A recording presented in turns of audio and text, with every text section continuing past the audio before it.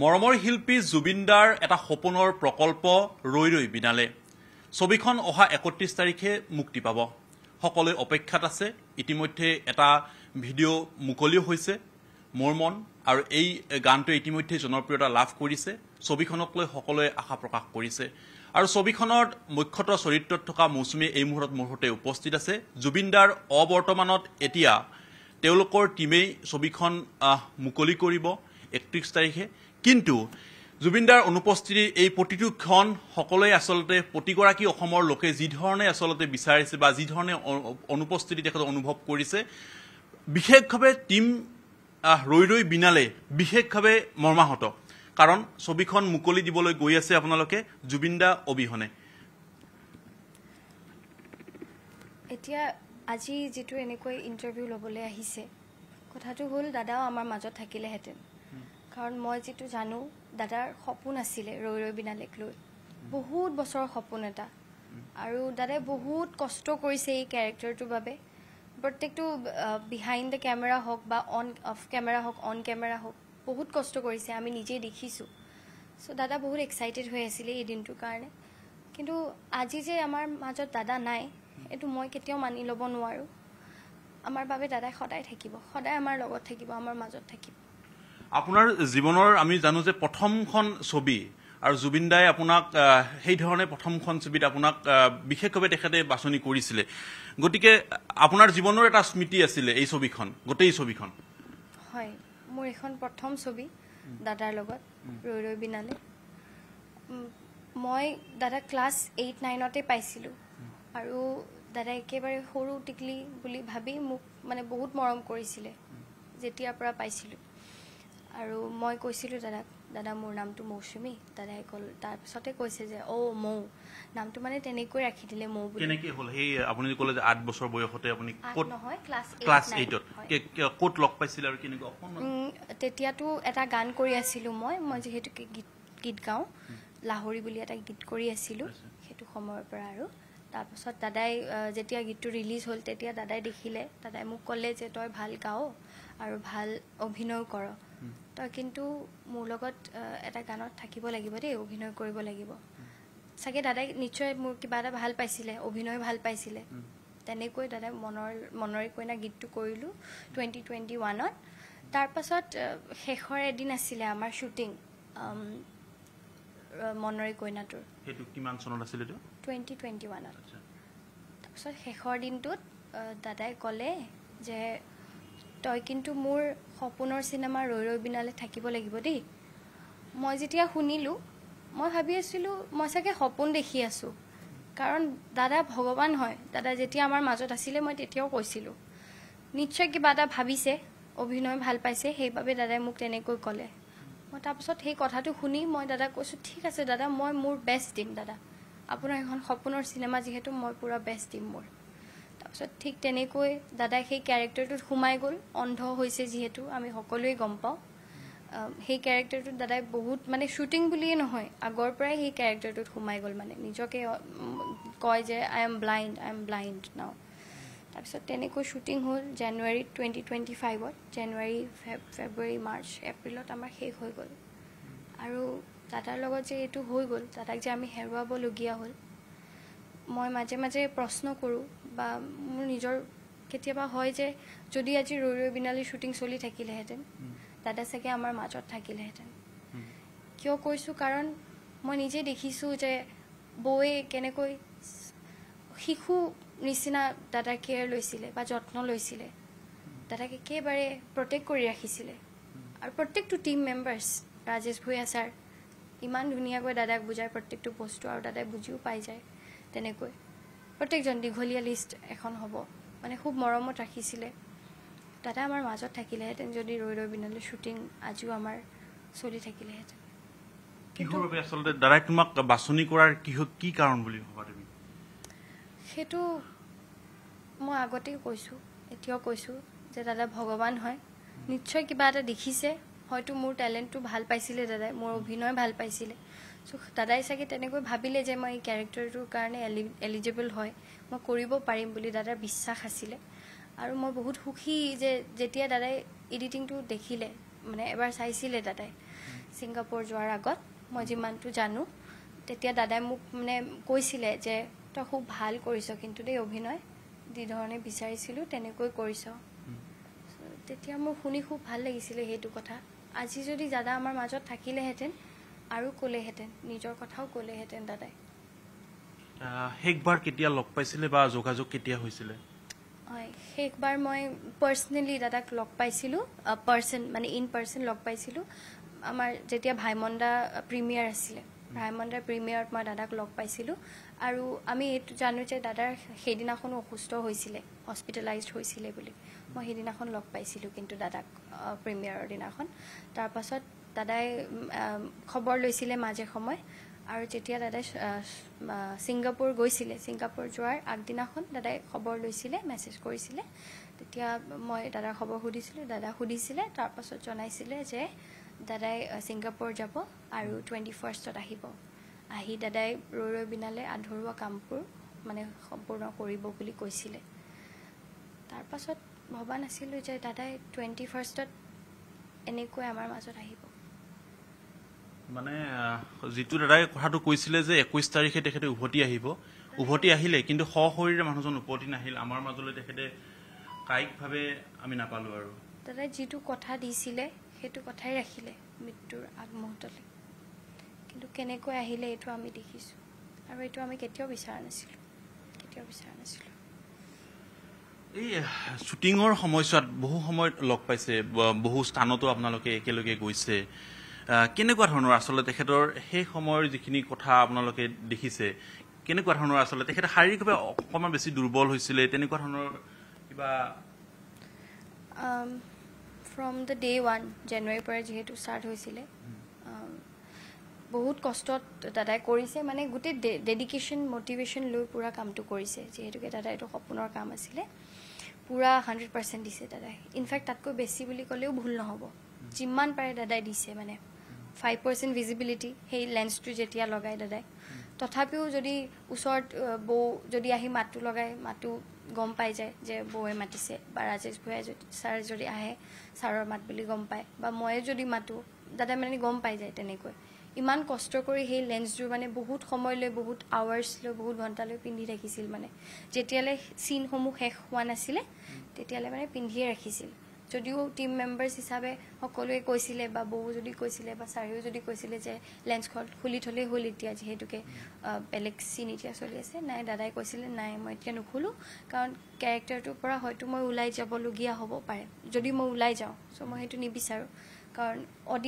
অডিয়েন্সৰ বাবে দাদাই মানে বহুত কষ্ট কৰিছে আৰু সেই কেৰেক্টাৰটোৰ পৰা দাদাই ওলাবই বিচৰা নাছিলে তেনেকৈ সোমাই সেই কামসমূহ মানে কমপ্লিট কৰিলে দাদাই মানে এটা চৰিত্ৰৰ লগত যেতিয়া একাত্মবোধ হয় সেই একাত্মবোধটো যাতে দৰ্শকে কোনো কাৰণত তাত দৰ্শকৰ ওচৰতে কৃত্ৰিমতা কৰা নহয় এই কথাখিনি এক প্ৰকাৰ তেখেতৰ সেই কামত দেখিব পোৱা গৈছে নহয় জানো হয় আৰু দাদাই ভাবাই নাছিলে যে এইটো এটা চিনেমাৰ চৰিত্ৰ বুলি দাদাই সদায় কৈছিলে যে ৰাহুল মোৰ ভিতৰত আছে দাদাই নিজে কৈছিলে এই কথাটো ৰাহুল মোৰ ভিতৰত আছে ছবিখন সাগৰৰ পাৰত এটা শ্বুটিং হৈছিলে হয় তাত দাদাৰ হাত এখনতো কিছু আঘাত পাইছিল নহয় জানো হয় দাদাই সেইটো বেলেগ এটা ইণ্টাৰভিউত কৈছিলে চাগে যেতিয়া দাদাই এটা শিলত বহি আছিলে শ্ৰীলংকাত তেতিয়া বেলেগ বেলেগ চিনসমূহ আছিলে কিন্তু সেইটো দিন আমাৰ সকলোৰে মনত আছে কাৰণ শিল এটাত বহি থাকোঁতে বহুত জোৰকৈ মানে ঢৌ আহিলে ঢৌ অহাৰ পাছত কি হ'ল দাদাই ইয়াত ডুব পালে মানে ডুব পোৱাৰ পাছত দাদাৰ বহুত তেজ ওলালে হা ইয়াত বুলিয়ে নহয় আৰু ভৰিটো ডুব পাইছে তেনেকৈ পানীৰে মানে একদম হেৰি হৈ গ'ল আৰু এইফালে ছানছেট হৈ আছে তাৰপাছত আমি গোটেইবোৰে দাদাক কৈছোঁ দাদাই ডুব পালে নেকি দাদাই কৈছে নাই নাই এইফালে তেজ বৈ আছে দেই আমি কৈছোঁ নাই নাই পোৱা নাই দাদাই কৈছে এই চিনটো শেষ কৰি লওঁ আমি চবেই আৰু কনচাৰ্ণ যিহেতুকে দাদাক প্ৰটেক্ট কৰিব লাগে আমি তাৰপাছত দাদাই কৈছে নাই এই চিনটো শেষ কৰি লওঁ চিনটো শেষ কৰাৰ পাছতহে মই বেণ্ডেজ বা মেডিচিন যি আছে লগাম আৰু তেনেকুৱা দাদাই সেইবোৰ একো বুলিয়ে নাভাবিলে মানে এতিয়াও আপুনি ভাবে নেকি যে ছবিত হোৱা সেই যিটো চৰিত্ৰৰ ক্ষেত্ৰত আপুনি যদি চাই যে সাগৰৰ লগত ক'ৰবাত নহয় ক'ৰবাত কিবা এটা তেনেকুৱা ধৰণৰ চাগে আছিলে চাগে দাদাই কিবা জানিছিলে চাগে মই নাজানো সেইটো মই অলৰেডি কৈছোঁ যে দাদা ভগৱান আছিলে আৰু দাদাই চাগে কিবা এটা জানিছিলে সেইবাবে সাগৰখনক লৈ বহুত চিম্পলাইজ কৰিছিলে বস্তুটো চিনেমাখনত এই ছবি চলি থকাৰ মাজতে বা আপোনালোকে তেনেকুৱা মুখামুখি হোৱা সময়ত সিদ্ধাৰ্থ শেখৰ ইহঁতৰ কথা কিবা কিবি কথা কৈছিলে নেকি কেতিয়াবা এদিন আমি শ্বুট কৰি আছিলোঁ তেতিয়া মানে দাদাৰ বিহু প্ৰগ্ৰেমছসমূহৰ লিষ্ট মানে দাদাই চেক কৰি আছিলে যেতিয়া চেক কৰি আছিলে তেতিয়া দাদা মানে এদিন ক'লে সিদ্ধাৰ্থ শৰ্মা আছিলে সন্মুখত আছিলে আৰু আমি গোটেইবোৰ আছিলোঁ টিম মেম্বাৰ্ছ যিহেতুকে শ্বট চলি আছিলে তেতিয়া দাদাই কৈছিলে যে I am not a machine মই মেচিন নহয় কোৱাৰ কাৰণটো হ'ল দাদাই এইটো কৈছিলে যে মই এটা দিনত দুখনকৈ প্ৰগ্ৰেম তাকো ইমান দূৰ জাৰ্ণিটো মই কেনেকৈ মেইনটেইন কৰিম কাৰণ আমি সকলোৱে দেখিছিলোঁ যে দাদাই কিমান কষ্ট কৰি ৰৈ বিনালে দিন আৰু ৰাতি একো নাভাবি শ্বুটিং কৰি আছিলে যেনেকৈ পাৰে সময় দিছিলে শ্বুটত আৰু আমি জানো যে দাদাই কিমান ব্যস্ত থাকে যিহেতুকে দাদাই শ্ব'জো কৰে তেনেকৈ শ্ব'জো কৰিছিলে যাতে অডিয়েঞ্চবোৰৰ লগত দাদাই সদায় কানেক্ট হৈ থাকিব পাৰে তাৰো উপৰিও যদি এইখিনি কষ্ট সিদ্ধাৰ্থ শৰ্মা দাই বুজি নাপালে এজ এ মেনেজাৰ দাদাই মেচিন ডেফিনেটলি দাদাই এইকণে মনত সেইটো প্ৰশ্ন আহিলে যে I am not a machine কাৰণ দাদাৰ শৰীৰটোৰ কথা নাভাবিলে দাদাই ক'বলগীয়া হ'ল আৰু সেইটো দেখি মোৰ বহুত বেয়া লাগিছিল সেই কথাখিনিকে আচলতে কোৱা হয় যে মই তেতিয়াও কৈছো যে দাদাই আচলতে টিম যেতিয়া এটা টিম হিচাপে তেখেতসকলে যায় ক'ৰবাত নহয় ক'ৰবাত শেষৰজন ব্যক্তি যেতিয়ালৈকে খোৱা লোৱা নহয় শেষৰজন ব্যক্তি যেতিয়ালৈকে তেখেতৰ শুশ্ৰূষা নহয় তেতিয়ালৈকে তেখেতে খানা পিনাও তেখেতসকলে নাখায় বা বাহিৰতে তেখেতে খাই ল'ম বুলি এনেকুৱা ধৰণৰ কথা আমি আগৰ ইণ্টাৰভিউত পাইছোঁ অৰ্থাৎ তেখেতৰ যিটো সহজ সৰল মন তেখেতৰ যিটো আৱেগ সেয়া যেন তেখেতৰ টিমৰ থকা মানুহে যেন তেখেতক চিনি নাপালে বুজি নাপালে অথচ অসমৰ লাখ লাখ মানুহে তেখেতক সেই ধৰণে অনুভৱ কৰে অথচ কাষত থাকিয়ে কোনোবাই নহয় কোনোবাই দাদাৰ সেই কথাখিনি বুজি নাপালে আজিলৈ হয় সেইটো বুলিয়েই ক'ব লাগিব কাৰণ দাদাই সকলোকে বহুত মৰমত ৰাখিছিলে আৰু বহুত প্ৰটেক্ট কৰি ৰাখিছিলে বহুত কি বুলি কয় এতিয়া সকলোৰে খবৰ ৰাখিছিলে যে সৰু স্পট বয় এজনৰ পৰা আৰম্ভ কৰি পুৰা এল্ডাৰ ডাঙৰ আৰ্টিষ্টলৈ সকলোকে সোধে ভালে আছনে ভাত খালি নে মানে প্ৰত্যেকটো খবৰ দাদাই ৰাখিছিলে ইমান কেয়াৰ লৈছিলে আৰু আজি বহুত দুখ লাগে যে নেগলিজেন্সৰ বাবে যিহেতুকে ভিডিঅ' কেইটা আমি দেখিছোঁ নেগলিজেন্স বুলিয়েই কৈছোঁ নেগলিজেন্সৰ বাবে দাদা কিমান ভাগৰুৱা হৈ গৈছিলে সাঁতুৰি এইটো আমি সকলোৱে দেখিছোঁ যদি দাদাক কোনোবাই মৰমত বুজালেহেঁতেন সেইখিনি প্ৰটেকশ্যন দিলেহেঁতেন দাদা আমাৰ মাজতে থাকিলেহেঁতেন কিয় এনেকুৱা হ'ল সেইটোৱে মই বুজি পোৱা নাই আৰু আমি ন্যায় বিচাৰিছোঁ জানিব বিচাৰিছোঁ দাদাৰ লগত একচুৱেলি হৈছিলে কি তাত ছিংগাপুৰত আৰু আমাক ন্যায় লাগিবই যিহেতুকে প্ৰথমবাৰৰ বাবে ছবিত ভুমুকি মাৰিছা তুমি লগে লগে দাদাৰ বিভিন্ন ধৰণৰ সান্নিধ্য পোৱা গৈছে দাদাই বিভিন্ন ধৰণৰ আচলতে কথা কয় আমি অনুষ্ঠানসমূহতে চাওঁ যে তেনেকুৱা ধৰণৰ আচলতে কোনবোৰ কথাই বিশেষভাৱে মনত এতিয়া খুন্দিয়াই আছে তেনেকুৱা ক'বলৈ গ'লে দাদাই বহুত কম কথা কয় বা মনৰ কথাবোৰ কম কৈছিলে সকলোকে কিন্তু যেতিয়া কৈ দিয়ে মানে আমাৰো কেতিয়াবা বেয়া লাগি যায় বা কেতিয়াবা দুখ লাগি যায় বেয়া লাগি যায় বুলি নকওঁ দুখ লাগি যায় যেনেকৈ মই আপোনাক এইটো চিটুৱেশ্যন ক'লোঁ যে I am not a machine সেইটো এটা কথা আৰু কেতিয়াবা বহুত ধেমালিও কৰে একচুৱেলি যিকণ সময় আছিলে দাদা যিকণ সময় দিলে ৰৈ বিনালে মোৰ প্ৰত্যেকটো মুহূৰ্তই মানে স্মৰণীয় মোৰ বাবে মোৰ থাকি যাব সদায় মোৰ লগত শ্বুটিঙত যোৱা হৈছিলে ছবিখনত শ্ৰীলংকা টাৱাঙত হৈছিলে বিশ্বনাথ চাৰিআলি আৰু গুৱাহাটীত এতিয়া যিহেতুকে দাদাৰ এইখন আমি কৈ আছো যে সপোনৰ ছবি আৰু অন্তিমখন তেখেতৰ যি ছবি তেখেতৰ অবৰ্তমানত মুকলি হ'ব এই ছবিখনক লৈ আচলতে কি কোৱা এতিয়া অসমৰ ৰাইজে অধীৰা অপেক্ষাৰে বাট চাই আছে তোমালোক ফ্ৰী এটা টিম হিচাপে আচলতে অসমৰ ৰাইজক কি ক'ব বিচাৰা হয় যিহেতুকে দাদাৰ সপোন আছিলে ছবিখন 31 অক্টোবৰত ৰিলিজ কৰিম বুলি সকলোকে কৈ থৈছিলে দাদাই কিন্তু আজি দাদা আমাৰ মাজত নাই দাদাই বহুত সুখী হ'লহেঁতেন আৰু দাদাই কৈছিলে শ্বুটিঙত যে আৰু তহঁতে চাবি না এইখন চিনেমা মানুহে ভাল পাব ৰৈ বিনালে চাই আৰু দাদাৰ বিশ্বাস আছিলে ৰাইজে চাব মই জানো আৰু দাদাই আমাক চাই আছে দাদাই আমাৰ মাজতে আছে এখন ছবিয়ে আচলতে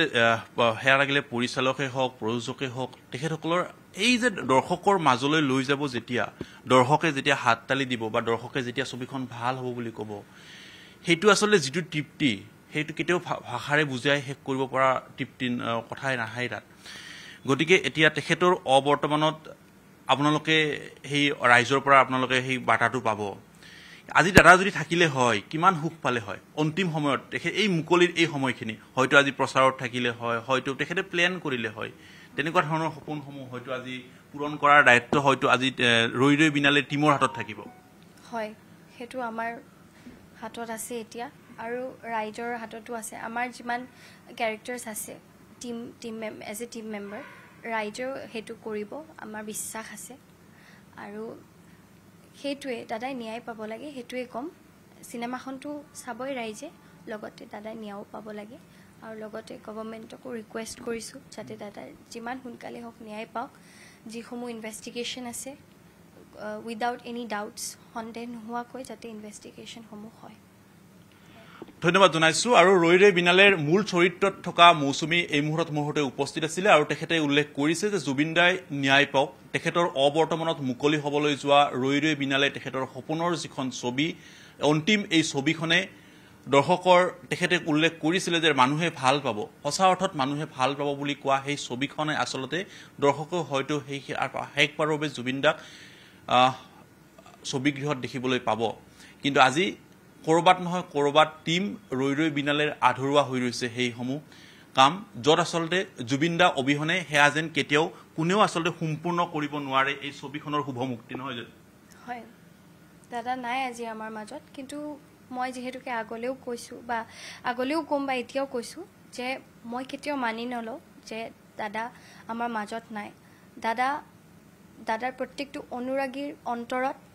আজিও আছে আৰু আগলেও থাকিব মোৰ বিশ্বাস আছে নিশ্চয়কৈ ধন্যবাদ জনাইছো মৌচুমী আৰু এইদৰে হয়তো অসমৰ ৰাইজে আদৰি ল'ব অসমৰ ৰাইজে সদিৰ অপেক্ষাৰে যিজনে হেঁপাহেৰে এই মুহূৰ্তত বাট চাইছে ৰৈ ৰৈ বিনালে হয়তো আদৰি ল'ব মৌচুমী ভাষাৰে আমি এই মুহূৰ্তত সামৰি লৈছোঁ